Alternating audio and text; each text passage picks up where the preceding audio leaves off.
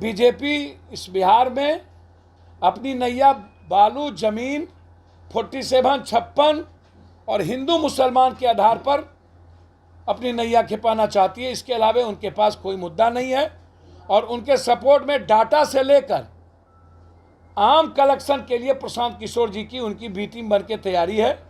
नमस्कार मित्रों, क्या भारतीय जनता पार्टी ने बिहार में नीतीश कुमार की चुनौती से निपटने के लिए कोई बी टीम बना ली है?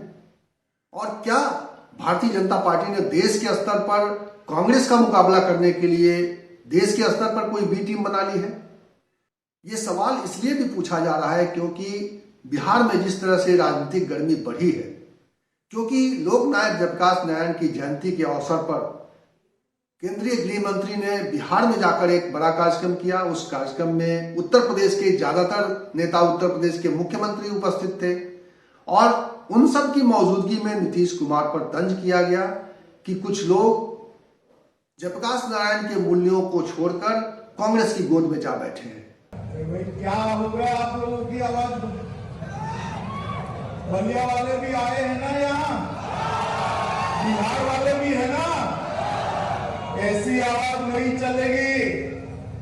मेरे साथ दोनों हाथ उठाकर मुट्ठी भींचकर इतनी जोर से भारत माता की जयकारा लगाइए कि जेपी के सिद्धांतों को छोड़कर जो कांग्रेस के गोदी में बैठे हैं उनके हृदय के अंदर कमी आ जाए। दूसरी तरफ नीतीश कुमार भी कुछ सवाल उठा रहे हैं। मैं इस वीडियो में आपको बताऊंगा कि किस तरह से बिहार की राजनीति एक नए रूप में सामने आ रही है, एक नए तेवर में आपके सामने आ रही है और इसको समझने के लिए ये वीडियो आपको पूरा देखना पड़ेगा। इस पूरे वीडियो में मैं आपको दिखाऊंगा और बताऊंगा कि किस तरह से बिहार की राजनीति में भारतीय जनता पार्टी बनाम गैर भारतीय जनता पार्टी दलों के बीच में एक गोलबंदी दिखाई दे रही है। लेकिन इस गोलबंदी के बीच में प्रशांत किशोर भी दिखाई दे रहे हैं जो नीतीश कुमार पर लगातार हमले कर रहे हैं, जो तेजस्वी यादव पर लगातार हमलावर हैं। तो क्या बिहार में तेजस्वी यादव और नीतीश कुमार की जो जोड़ी है इस वक्त, उसका मुकाबला करने के लिए प्रशांत किशोर आगे बढ़ रहे हैं? अपनी जन स्वराज यात्राओं के दरमियान प्रशांत किशोर लगातार नीतीश कुमार और तेजस्वी यादव पर सवाल उठा रहे हैं। वो सवाल भारतीय जनता पार्टी के नेता पर भी उठा रहे हैं, मोदी जी पर भी सवाल उठा रहे हैं। लेकिन जिस तरह से गोलबंदी एक दिखाई दे रही है इस वक्त, उसमें यह साफ है कि प्रशांत किशोर की तमाम कोशिशों का फायदा भारतीय जनता पार्टी को मिल सकता है। और यह आकलन सिर्फ मेरा नहीं है, ये आकलन करने वाले लोग अब बिहार में इस बात को लेकर चर्चा करने लगे हैं। बिहार में एक नेता है पप्पू यादव।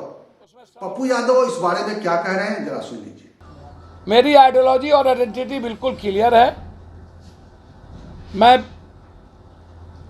किसी भी परिस्थिति में यह नहीं चाहूंगा कि बीजेपी के कैंडिडेट जीते।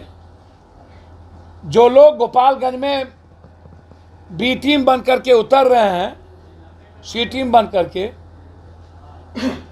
उनको जवाब जनता देगी।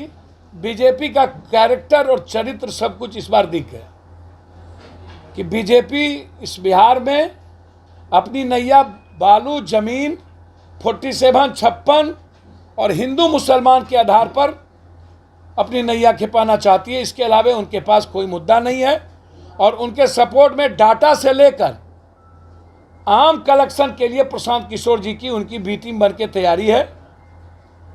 जैसे देश भर में बीजेपी ने जहां भी यूनियन टेरिटरी टाइप की स्टेट है, वहां पर अरविंद केजरीवाल को कांग्रेस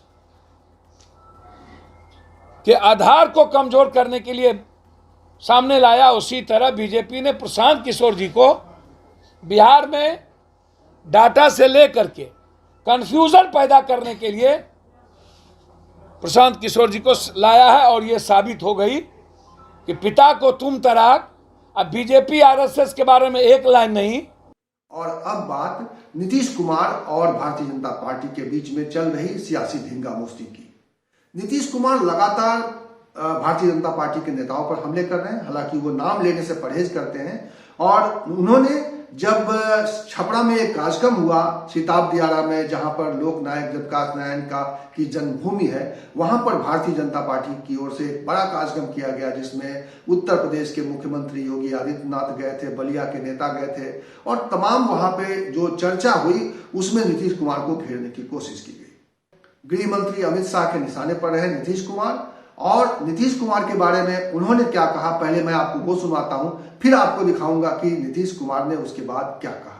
जो जेपी का नाम लेकर जेपी आंदोलन से उपजे नेता आज कांग्रेस के गोदी में बैठे हैं केवल और केवल सत्ता के लिए, उसके साथ आप सहमत है क्या? जरा जोर से बोलिए, सहमत है क्या? ये जयप्रकाश के सिद्धांतों की राजनीति है, ये जयप्रकाश का बताया हुआ मार्ग नहीं। जयप्रकाश जी ने जीवन भर सत्ता के लिए कुछ नहीं किया, पूरा जीवन सिद्धांत के लिए। और आज 5-5 बार सत्ता के लिए पाला बदलने वाले लोग बिहार के मुख्यमंत्री बनकर बैठे हैं। बिहार की जनता को तय करना है कि जयप्रकाश के दिखाए हुए रास्ते पर चलने वाली, नरेंद्र मोदी के नेतृत्व वाली भारतीय जनता पार्टी चाहिए या जयप्रकाश के रास्ते से भटककर सत्ता के लिए समाधान करने वाली ये गठजोड़ की सरकार। तो जो भी काम था उसको भूल करके आज आप कुछ बोलिएगा, तो आजकल जो लोग बोलते हैं उनकी कौन सी भूमिका थी? और उसी पार्टी में इसके पहले जो थे, आप जरा सोच लीजिए तो उन लोगों का कितना बढ़िया विचार था, कितना अच्छे ढंग से काम कर रहे थे। आप जिनके बारे में बार बार हमसे पूछते रहते हैं, हम बता देते हैं ना कौन सी भूमिका है, क्या जानकारी, कितने साल से राजनीति में, कौन चीज कहां के बारे में जानते हैं, जरा बता ना दीजिए। अपने राज्य के बारे में भी कितना समय से जानते हैं? आप जरा सोच लीजिए, 2002 से ना मौका मिला है जी। आप ही ना सोचिए। आप बापू के बारे में कह रहा है, जेपी मूवमेंट कब हुआ था? 1974 की बात है। कुछ से कुछ बोलते रहता है, इसे जाने दीजिए। हम आपसे हाथ जोड़ करके प्रार्थना करते हैं कि ये लोग को जो मर्जी हो बोलता रहे बिना मतलब का, उनका कोई वैल्यू नहीं है। अब बिहार के लोगों को मालूम नहीं है, बहुत ज्यादा गलतफहमी, समझ गए ना। इस तरह देखा जाए तो बिहार में इस वक्त चुनावी सरगर्मी बढ़ गई है। नीतीश कुमार जिस तरह से भारतीय जनता पार्टी के खिलाफ में खड़े हुए हैं और भारतीय जनता पार्टी जिस तरह से नीतीश कुमार का मुकाबला करने के लिए तरह तरह की तैयारी कर रही है, तरह तरह के रणनीति बना रही है, और उस रणनीति में ये भी शामिल है कि लगातार केंद्रीय मंत्री बिहार के दौरे करेंगे। और लगातार ये दूसरी बार है जब 15-20 दिनों के अंदर में गृह मंत्री अमित शाह ने बिहार का दौरा किया है। और आगे आने वाले समय में भी आप देखेंगे कि बिहार में भारतीय जनता पार्टी के केंद्रीय नेताओं के दौरे बढ़ेंगे, क्योंकि यही भारतीय जनता पार्टी की रणनीति है। और इसी रणनीति के तहत पिछला पश्चिम बंगाल में आपने देखा होगा कि किस तरह से उन्होंने ममता बनर्जी की घेरेबंदी की थी। 2024 से पहले आपको दिखाई देगा कि बिहार में नीतीश कुमार को घेरने के लिए भारतीय जनता पार्टी की एक बहुत बड़ी ताकत उसके पीछे लग जाएगी। और लगातार जिस तरह से नीतीश कुमार और भारतीय जनता पार्टी के बीच में एक सियासी युद्ध छिड़ा हुआ है, उस युद्ध के अलग अलग रूप आपको देखने को मिलेंगे। इस वीडियो में इतना ही। इसी तरह की चर्चा के साथ, इसी तरह के विमर्श के साथ मैं आपको मिलूंगा अगले वीडियो में। तब तक के लिए नमस्कार।